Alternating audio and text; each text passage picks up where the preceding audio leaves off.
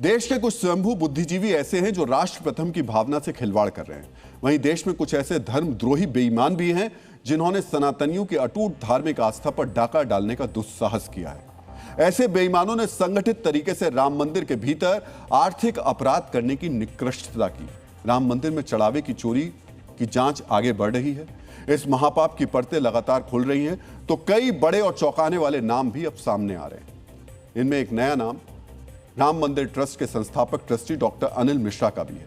वही डॉक्टर अनिल मिश्रा जो श्री रामलला के भव्य प्राण प्रतिष्ठा समारोह के मुख्य यजमान थे। सूत्रों के मुताबिक जेल में बंद आरोपियों से पूछताछ और उनके ठिकाने पर हुई छापेमारी के दौरान अनिल मिश्रा का नाम भी प्रमुखता से सामने आया है। सवाल है, क्या वास्तव में साक्षात रामलला के सामने बैठकर 7 दिनों तक आहुति देने वाले मुख्य यजमान की नाक के नीचे ये महापाप हो रहा था? क्या उन्होंने जानबूझकर इस कथित अनियमितता को नजरअंदाज किया? ये बहुत ही गंभीर सवाल है। इसलिए सनातनी आस्था से जुड़े इन गंभीर सवालों के बीच आज हम दान चोरी कांड में डॉक्टर अनिल मिश्रा की कथित भूमिका का डीएनए टेस्ट करेंगे।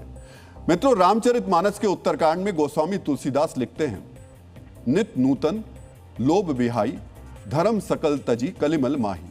अर्थात कलयुग में मनुष्य के भीतर लोभ बढ़ेगा और वो अपने सभी नैतिक और धार्मिक कर्तव्यों को भूलकर पाप के मार्ग पर चल पड़ेगा। और दुर्भाग्य देखिए, आज यही हो रहा है। राम मंदिर में चढ़ावे की चोरी जैसा आर्थिक महापाप करने के लिए आरोपियों के घर आज पुलिस ने छापेमारी की। अयोध्या के बसावा गांव में अनुकल्प मिश्रा के घर पुलिस पहुंची। पुलिस आज लवकुश मिश्रा के घर भी पहुंची। पुलिस ने दोनों के परिजनों से पूछताछ की। पुलिस ने अदालत में आरोपियों को लेकर जो दस्तावेज जमा किए हैं, उनके मुताबिक लवकुश मिश्रा के घर से अब तक 14.25 लाख रुपए बरामद किए गए हैं, जबकि उसके रिश्तेदार अनुकल्प मिश्रा के घर से 17.25 लाख रुपए से अधिक बरामद हुए। एक अन्य आरोपी अविनाश शुक्ला के घर से 20,39,000 रुपए और 1,121 अमेरिकी डॉलर भी बरामद हुए। इसके अलावा करुणेश पांडे के पास से 18 लाख रुपए से अधिक, रमाशंकर मिश्रा के घर से 7,32,000 रुपए और रमाशंकर यादव के पास से 1 लाख रुपए बरामद हुए। इन बरामदगियों के बाद आज फिर पुलिस लवकुश मिश्रा के घर पहुंची। लवकुश मिश्रा के घर से हमारे संवाददाता ने एक रिपोर्ट भेजी है। आज वो आपको वो बहुत ध्यान से देखनी चाहिए।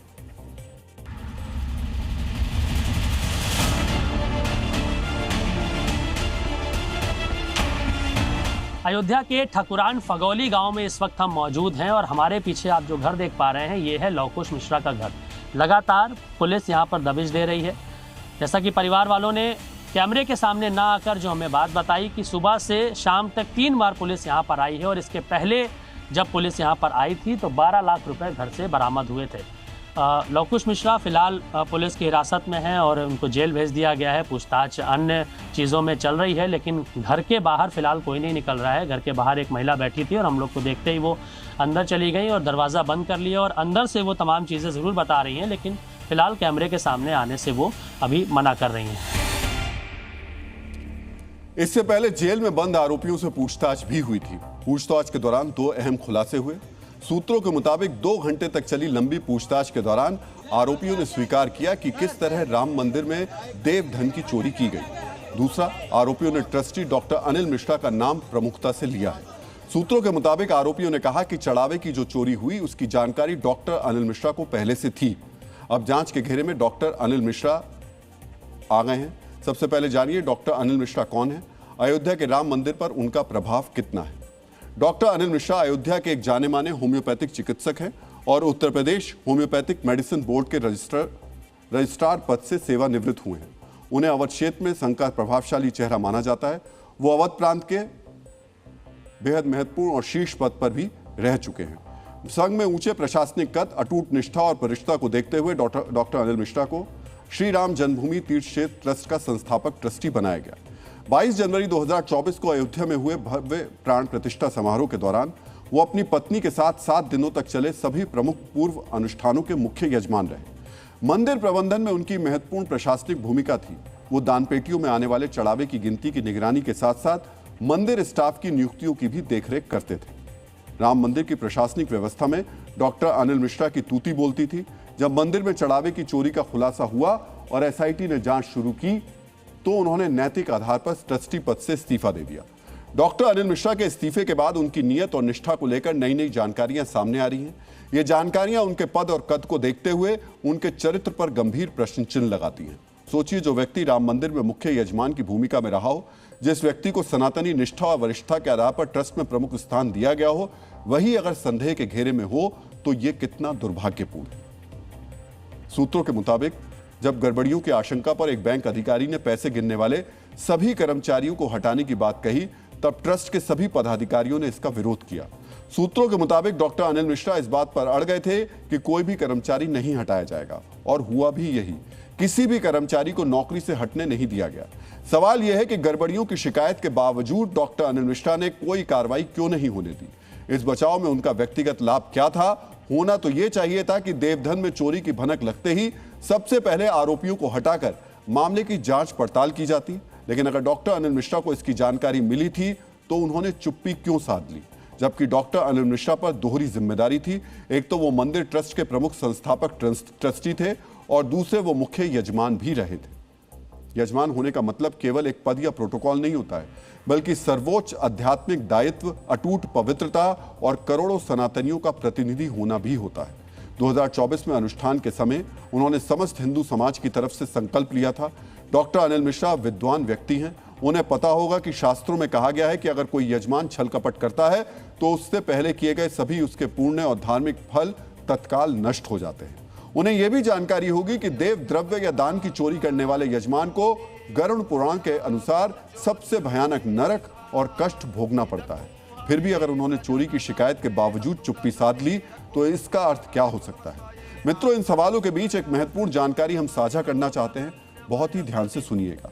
मंदिर परिसर में 800 कर्मचारी काम करते हैं, जिनमें से 600 कर्मचारी कॉन्ट्रैक्ट पर हैं और 200 मंदिर के स्थायी कर्मचारी हैं। ज्यादातर कर्मचारियों को डॉक्टर अनिल मिश्रा की सिफारिश पर रखा गया था। डॉक्टर अनिल मिश्रा की सिफारिश पर मंदिर ट्रस्ट के प्रबंधन में 1-2 नहीं बल्कि करीब 125 कर्मचारियों की नियुक्ति हुई। चंपत राय और गोपाल राव की सिफारिशों की तुलना में अकेले डॉक्टर अनिल मिश्रा की सिफारिश पर लगभग 2 गुनी नियुक्तियां हुई थी। वो जिसको चाहते थे उसे नौकरी दिला देते थे। जिन जिन लोगों को नौकरी मिली वो सभी डॉक्टर अनिल मिश्रा के करीबी बताए जा रहे हैं, इसलिए उनका हस्तक्षेप भी हर जगह रहता था। अनुकल्प मिश्रा और लवकुश मिश्रा दोनों डॉक्टर अनिल मिश्रा के रिश्तेदार बताए जा रहे हैं। इन दोनों की भूमिका चढ़ावे की चोरी में सबसे बड़ी बताई जा रही है। चढ़ावे की चोरी के आरोप में जो 8 कर्मचारी पकड़े गए हैं, उनमें एक अविनाश शुक्ला भी है। उससे जब पुलिस ने पूछताछ की तो उसने कई खुलासे किए। सूत्रों के मुताबिक उसने बताया कि रमाशंकर उर्फ टिन्नू यादव की मिलीभगत के कारण चोरी आसानी से होती थी। कोई भी सवाल करने वाला नहीं होता था। उन्हें पता था कि कैमरे कहां कहां लगे हैं, इसलिए वो कैमरों की नजर से बचकर चोरी को अंजाम देते थे। कैमरों की नजर से बचने के लिए एक व्यक्ति रकम निकालता था और बाकी लोग उसे घेर लेते थे।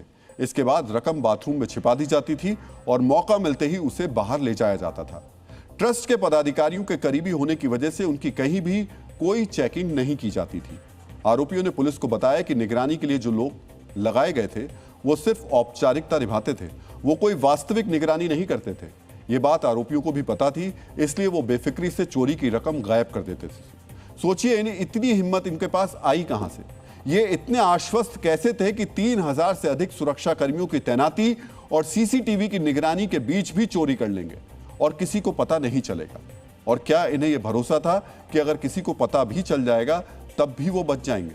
सूत्रों के मुताबिक जांच में भी यही सामने आया है कि शिकायत के बावजूद कोई कार्रवाई नहीं हुई। मित्रों, चंपत राय के बाद राम मंदिर का अधिकांश प्रशासनिक काम डॉक्टर अनिल मिश्रा ही देखते थे, इसलिए उनकी जिम्मेदारी भी बड़ी थी।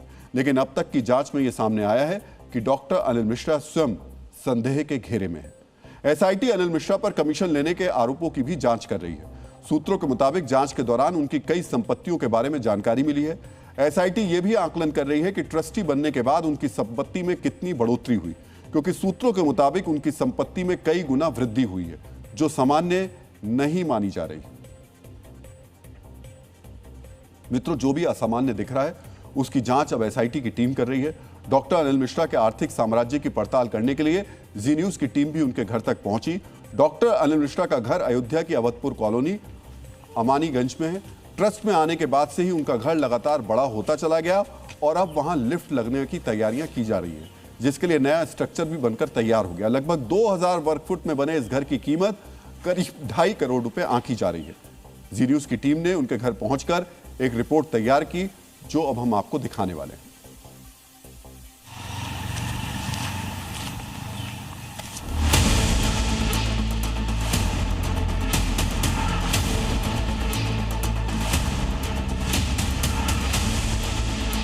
अयोध्या की अवधपुरी कॉलोनी अमानीगंज में इस वक्त हम मौजूद हैं और ये जो सामने आप हमारे घर देख पा रहे हैं ये अनिल मिश्रा का घर है, जो कि श्री राम मंदिर ट्रस्ट के सदस्य हैं।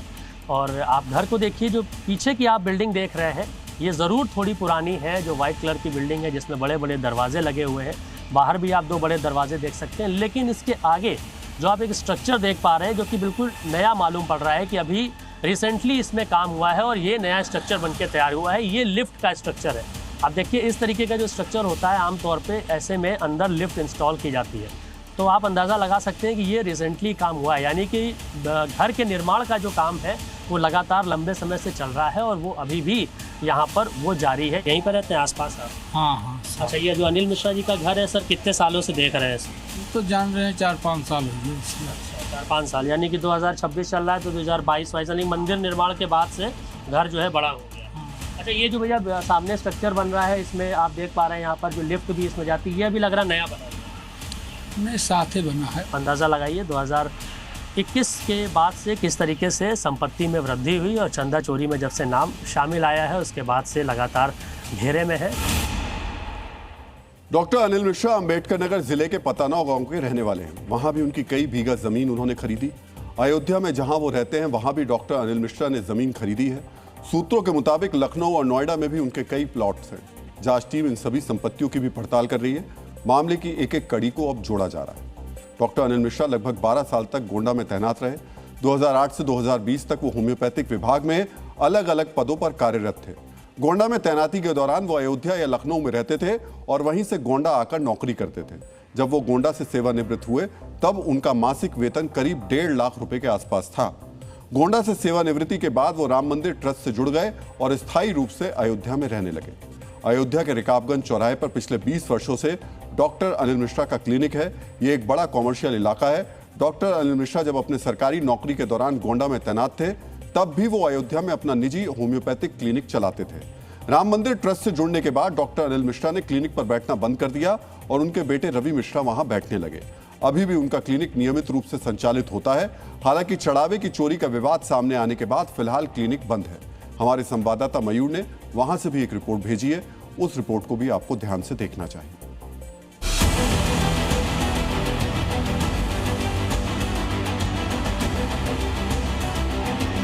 अयोध्या के रिकाबगंज चौराहे पर इस वक्त हम मौजूद हैं और चौराहे पर ही हम आपको अनिल मिश्रा के क्लिनिक की तस्वीर दिखाएंगे। आप देख सकते हैं संजीवनी होम्यो सेंटर, क्योंकि अनिल मिश्रा सरकारी डॉक्टर रहे होम्योपैथिक के और रिटायरमेंट के बाद उन्होंने अपनी क्लिनिक यहाँ पर खोली थी और क्लिनिक कुछ सालों तक उन्होंने खुद यहाँ पर चलाई। काफ़ी पुरानी ये क्लिनिक है, लेकिन जब से राम मंदिर का ट्रस्ट बना, ट्रस्ट बनने के बाद से उन्होंने क्लिनिक पर बैठना बंद कर दिया। उनके बेटे यहाँ पर क्लिनिक पर बैठते थे और अभी भी ये क्लिनिक चल रहा है। चूँकि जब से ये मामला सामने आया है, विवाद सामने आया है, उसके बाद से क्लिनिक तो फिलहाल नहीं खुल रहा है, लेकिन आसपास का तस्वीर भी हमारे कैमरा पर्सन दिखाए इस चौराहे की। अयोध्या का जाना माना चौराहा है, पॉश इलाका बोला जाता है, काफ़ी ज़्यादा चहल पहल रहती है और तमाम बड़े ब्रांड्स, तमाम बड़ी दुकानें आपको इसी रोड पर देखने को मिलेंगी। तो ऐसे में अंदाज़ा लगाया जा सकता है कि इनका क्लिनिक कोई आम जगह पर नहीं है। अयोध्या में डॉक्टर अनिल मिश्रा का अपना प्रभाव और रुतबा रहा है। राम मंदिर से जुड़ी प्रशासनिक व्यवस्था में वो एक प्रभावशाली और निर्णायक भूमिका में थे। इसी प्रभाव का प्रयोग करके उन्होंने मंदिर में अपनी मर्जी से अपने करीबियों की नियुक्तियां करवाईं। आरोप है कि जब उन पर गड़बड़ी के आरोप लगे तो उन्हें दबाने की कथित कोशिश भी की गई। डॉक्टर अनिल मिश्रा देवधन की चोरी में कितने और कहां तक संलिप्त हैं, इसकी अभी जांच चल रही है। लेकिन जिस व्यक्ति ने श्री राम लला के प्राण प्रतिष्ठा महानुष्ठान में मुख्य यजमान बनने का गौरव प्राप्त किया हो, उसका नाम ऐसी जांच में सामने आना ही करोड़ों श्रद्धालुओं के मन में गंभीर सवाल खड़े करता है। कानूनी रूप से अंतिम फैसला अदालत और जांच के निष्कर्ष तय करेंगे, लेकिन फिलहाल डॉक्टर अनिल मिश्रा कानून की जांच के साथ साथ आस्था की अदालत में भी गंभीर संदेह के घेरे में दिखाई दे रहे हैं।